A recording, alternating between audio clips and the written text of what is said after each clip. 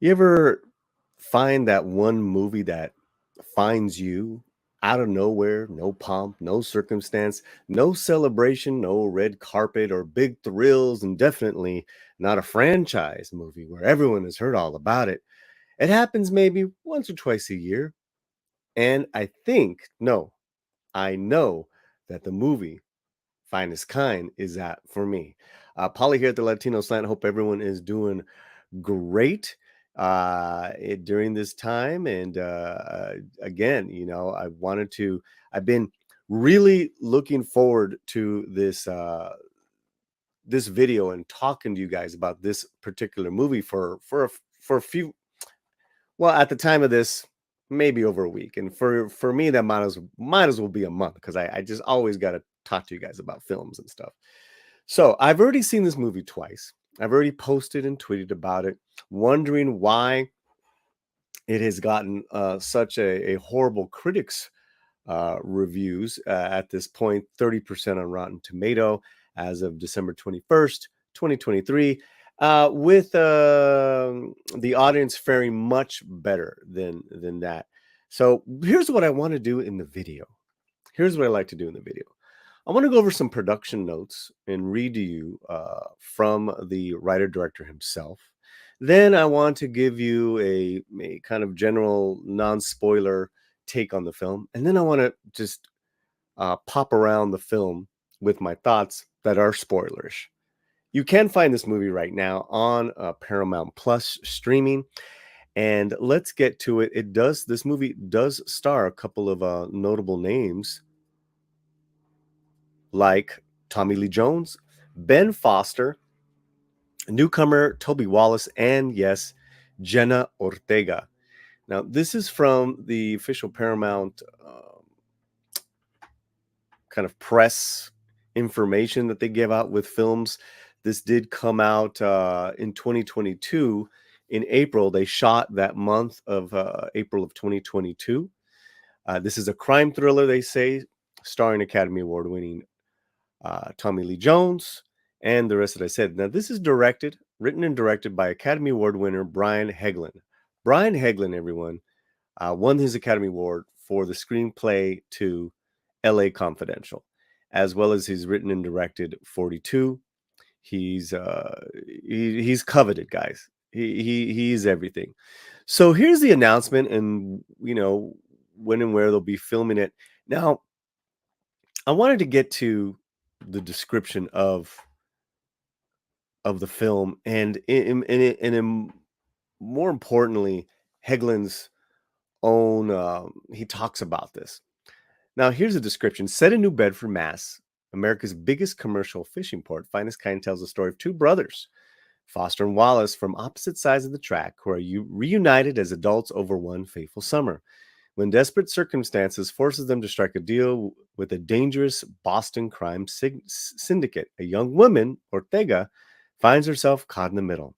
Along the way, sacrifices must be made. Bonds between brothers, friends, and a father and his son are put to the test. That's a pretty good description of it. It's a little heightened. I will, in their description, they're kind of hyping it up a little too much. And I don't want you guys to be confused. In my take, this movie is more of a slow burn drama than it is a fast paced thriller. It is not a fast paced thriller, and that is not a bad thing. Now, we're going to hear from the writer director himself, and I love what he has to say. This sheds so much light, and I get it, right? I really got this film. And I can say, yes, this film is for men, but that being said, watch this with Romy, and she thoroughly loved this film. It's a very special film. Okay, let's hear from Heglin. Having spent a year after college as a Massachusetts fisherman, I created a script that brings a level of authenticity by being able to weave it in my own personal experiences, said Heglin. I come from a long line of commercial fishermen and have experienced this hardworking world firsthand. Though, through the help of our partners at 101 Studios, Paramount Plus, and Bosque Ranch, we will be able to accurately capture their endeavors at sea as well as honor them for their immense contributions to society. To society, I feel privileged for the opportunity to tell this story to audiences globally. Okay, so let me just stop you guys right there, and I want to shed a little light on New Bedford, Mass, because I know nothing about that world. Romy does. Romy's Portuguese. She was telling me that is a huge Portuguese community. That is where the fishermen go, and and it is hard working class. Obviously, a very extreme weather there, and it is one of the biggest, if not like the second biggest, fishing port in the United States. So that is where we lay our scene. What I did not know is that Heglin is from there. That this is very personal to him, and it makes sense. It lends to the story. And I will tell you that Toby Wallace's character in the story, as we begin the story, has just graduated pre-law, but he wants to go spend time with his brother Ben Foster, and he wants to be a deckhand, be an assistant, be a mate, whatever you call it, on his fishing ship, and that's where we start the movie. So let's get back to these words from Heglin. Oh, actually, producer Gary Foster echoed Heglin's statement. Brian and I have dreamt about making this film for a long time. We have been friends and colleagues for over 30 years. Brian's powerful screenplay draws on his experiences growing up in the tough city of New Bedford, Mass. The authenticity of the piece and the richness of character combined with Brian's directorial vision will elevate Finestkind to an exciting cinematic ride, and is why we have attracted a stellar cast. Ben Foster, Toby Wallace, Jenna Ortega, and Tommy Lee Jones. I couldn't be more thrilled. Okay. Heglin also, like I said, won for LA Confidential. He was also nominated for Clint Eastwood's Mystic River. Other films include Legend as well as 42. So if I'm looking at LA Confidential, I'm looking at Mystic River, I'm looking at 42. This man knows how to write conflict with other men against men, different relationships, whether they're partners, working partners, professionals, brothers. Uh he's got it. He's got it. So now I wanted to talk about Heglin's work here, because the fact that he's sitting on this older piece and it's been a dream of his for so long makes perfect sense to me as to why these modern critics don't like it. This is a movie, for lack of better words, that was easily could have been made in the 80s and 90s. This is slice of life. This is slice of American life, and just exactly what the producer said, incredible characters. So I'm not surprised that the majority of these, critics of none, experts of none, just have disdain for the story and for this film, because these are characters, these are relationships, people relying and learning and then betraying each other in this film. There's no virtue signaling. There's no one that's more special than anyone because of their color, of their race. These are just real people in real situations, then elevated to this crime thriller. Okay, so the film is about the reuniting of two half brothers, Toby Wallace and Ben Foster. In really, the first part of the film is the life on the boat, the bonds of brotherhood, the bonds of male friendships that this young man makes, not just with his brother, but with the other crew members who we really um, get to know, and we get to know their relationships off the sea as well. So this storytelling is, I had mentioned the word slow burn before, in that there's there's no action in regards to flashy beginnings, quick edits and jump cuts. This is a movie that takes its time with you guys getting to know these characters. And what may seem so kind of like mundane and like, why are we watching these men, uh, at sea, fishing, commercial fishing? And you're realizing who's teaching who's showing who different skills on the boat, that we are slowly becoming invested in each character, slowly getting little onion layers of each character peeling off as to each other through the eyes, for the most part, of the Toby Wallace character, the younger brother. And this younger brother, I have to tell you, he's brought up so well by his parents, played by Lolita Davidovich and Tim Daly, in very small roles but important, that he doesn't come he's not a broken man, he's not a broken guy. He just wants to find himself. He got respect and humor and loyalty with his older brother. Now his brother, played by Ben Foster, is the broken one. He's got the relationship, the really hard relationship with his real father, Tommy Lee Jones. Same mother by Lolita Davidovich. And Tommy Lee, his character, is the owner of the book of the film of excuse me of the boat Finest Kind. Now, let me stop right now as well and let you know what is the Finest Kind. The Finest Kind is the name of his boat, but it's also a catchphrase word that they use in that part of the world of New Bedford, sort of like how we use here in LA amongst Latinos. Orale. It's an all-purpose word. It can mean different things at different times. And early on, early on, you learn about that word right away when they're being they're when they're waiting to be saved, because early on we are thrown into no exposition but story of the first boat, not the Finest Kind, but the first boat going under and then having to be saved by the Coast Guard. Fantastic scenes, fantastic scenes. So that's the title of the boat and the catchphrase that these guys use a lot.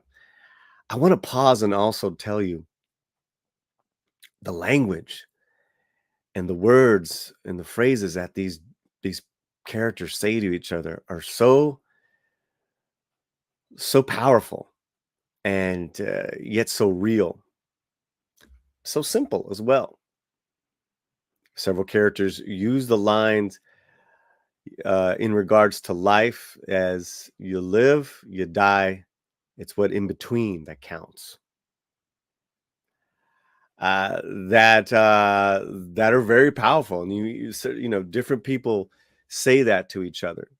So my non-spoiler reaction to you is that this is a wonderful emotional drama of people that get caught up into a kind of desperate situation, but you totally understand why they are doing it. You totally get why they put themselves in an ultimately dangerous situation, for each other and for loyalty, for family. So um, that's really my non-spoiler take. Now I want to go to a spoiler situation. So if you have to leave now, come on back after you see the movie and let me know what you all think of the film. I see why Jenna Ortega uh, took on this role, why she agreed to this project when she's so coveted, and this was filmed a few years ago. At this point now, almost a year and a half, and she surrounded herself with veteran actors, Tommy Lee Jones, Ben Foster, and another new talent in Toby Wallace, and of course the writer director of Heglin, so she could sink her teeth into acting, into a character that's just not her. So I totally get why she did this film, and any Jenna Ortega fan will be really pleased. And if you're not a fan, you'll be kind of surprised. Okay, spoilers. Here we go. Ah,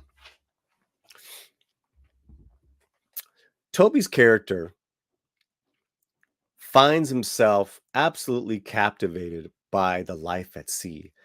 His dad, who is a lawyer, is absolutely in dread that this is happening. He thinks that Ben Foster, the stepbrother, is an absolute loser and does not want his son to be even caught without those types of people. As even though they're raised in New Bedford, Toby's character was raised in the rich part of town. Jenna Ortega's character is not. She's with the homies, for lack of better words, that crew of fishermen that all live there in that part of New Bedford.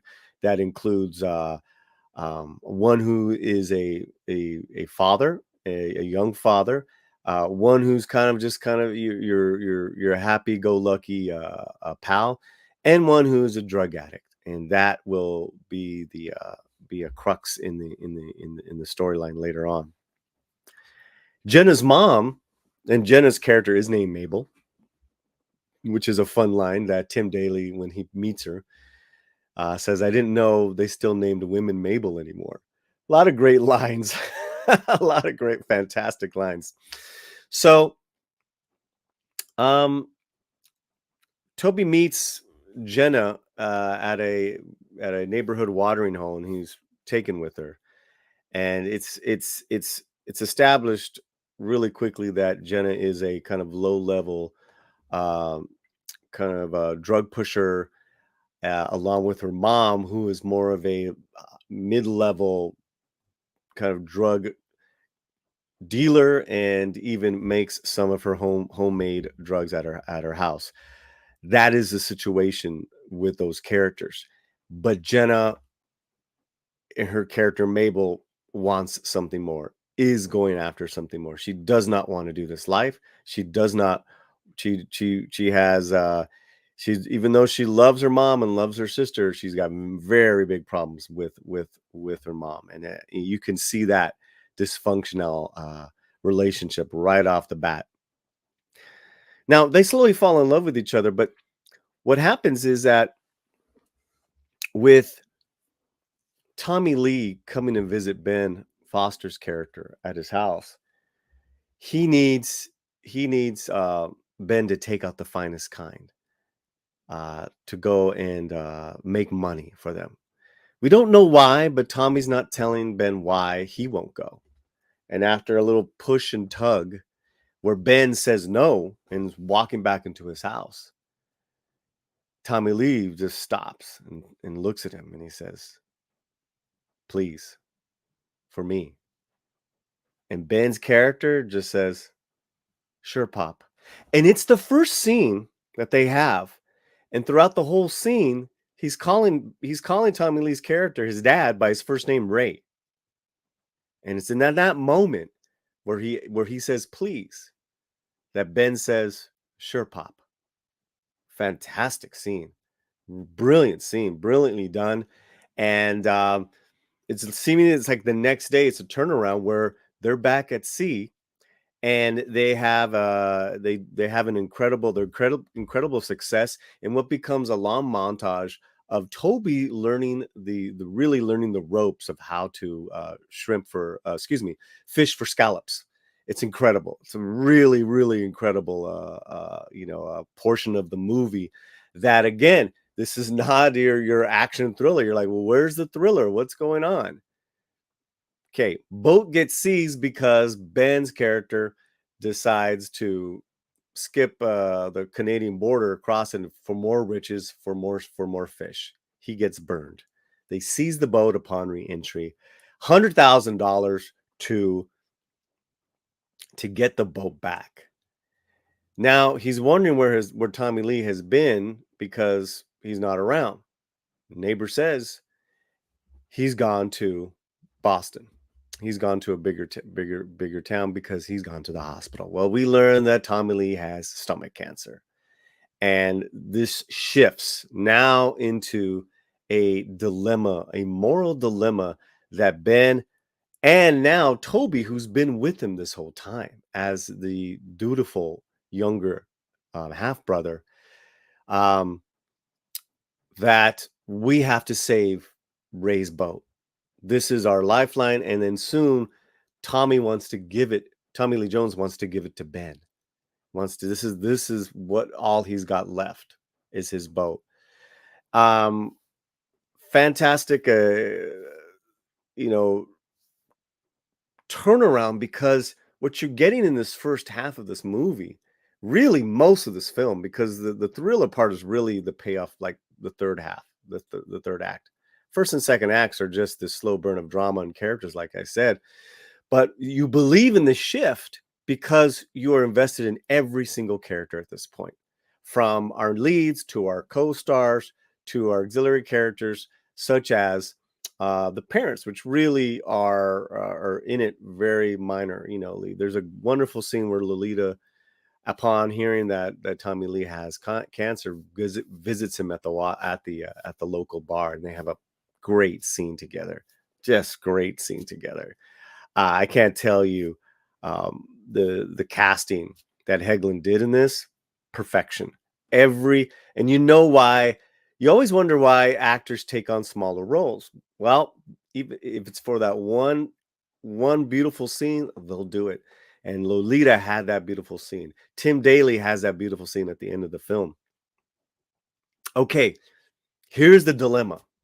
Here's the scenario I told you about. How do they solve it? Well, Jenna's character knows of a sinister drug dealer. Do this run, get you 100 grand, in and out.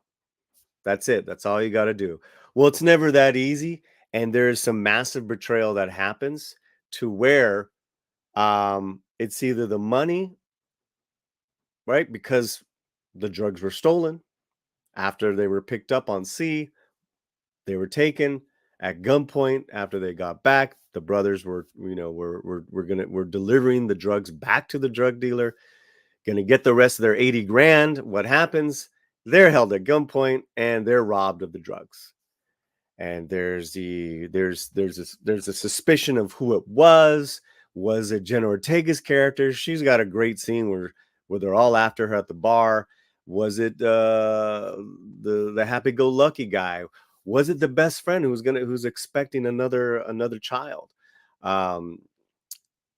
We find out it's the drug dealer. It's the drug addict friend who's got a fantastic character, and he tells you why he did it.